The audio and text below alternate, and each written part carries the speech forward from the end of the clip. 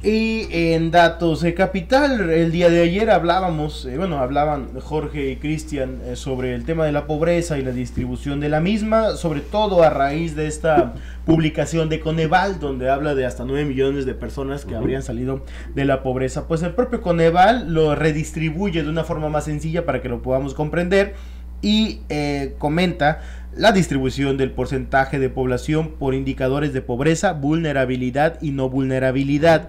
Y aquí está este tan nombrado 36.3% del 2022 habría salido de la pobreza de manera general, cuando en 2016 se alcanzaban cifras de 43.2% de pobreza, y en 2020 también en la administración de López Obrador, pero obviamente durante un periodo de pandemia, llegamos al 43.9% de personas en condición de pobreza. Ayer explicábamos, Dumas y Villa, que el caso de que salieras de la pobreza no significaba que fueras rico. Yes. Y esto lo explica muy bien Coneval, que la verdad es que ellos son los expertos en esto, y señalan que, pues bueno, sigues siendo vulnerable por carencias sociales, como un 29.4%, que es lo que termina por incrementarse. Al salir de pobreza, aún sigues teniendo alguna carencia en algún tipo de los indicadores que muestra, de los 6 indicadores de Coneval, y vulnerable por ingresos un 7.2%, y en el caso de no pobre y no vulnerable, también incrementó en un 27%.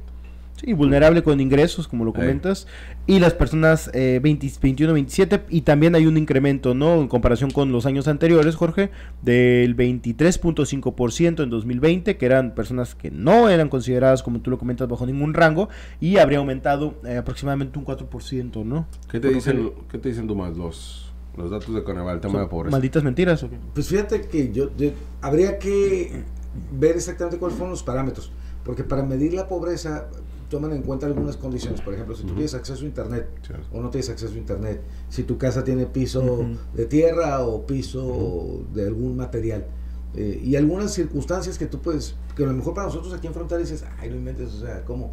Por eso no eres pobre, porque tienes piso que no tienes piso de tierra. La verdad es que sigues siendo pobre aunque tengas un piso de cemento, ¿no? Esos son los factores con los que se miden los índices de pobreza. O te alcanza, pero ya no vives, pero sigues viviendo al día.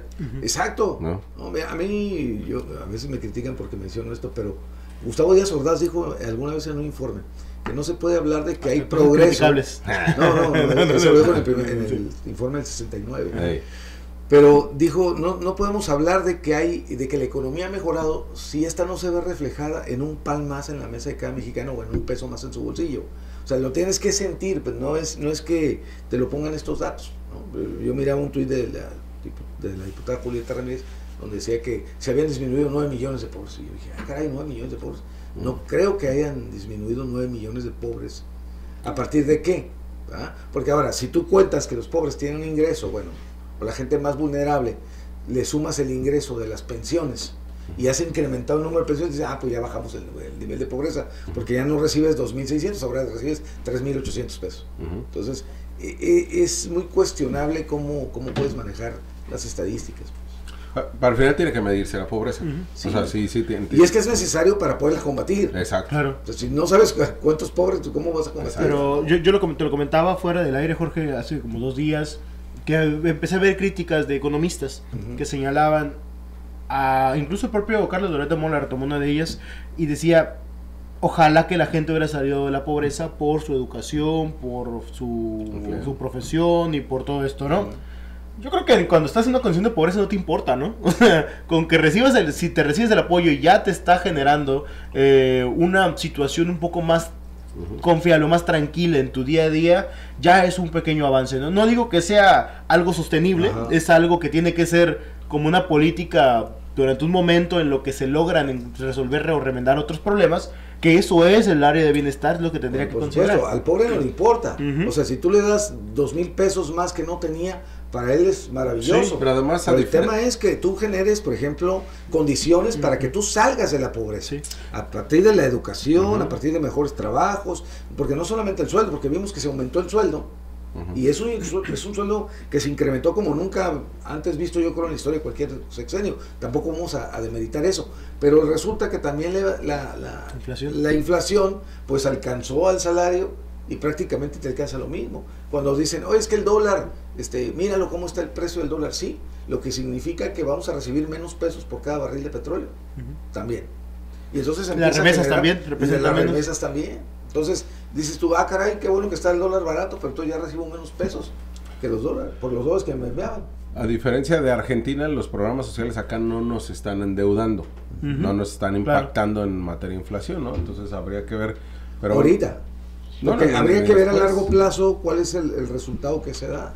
Sí, o sea, al final del día ese dinero sí se obtiene de otro lado, ¿no? O sea, se puede destinar a otros lados, pero también no nos está generando un impacto económico como inmediato, ni tampoco creo que a largo plazo, ¿eh? ¿Qué es lo que decía el IMCO el año pasado de lo que podría generar si continuaba este subsidio hacia los combustibles?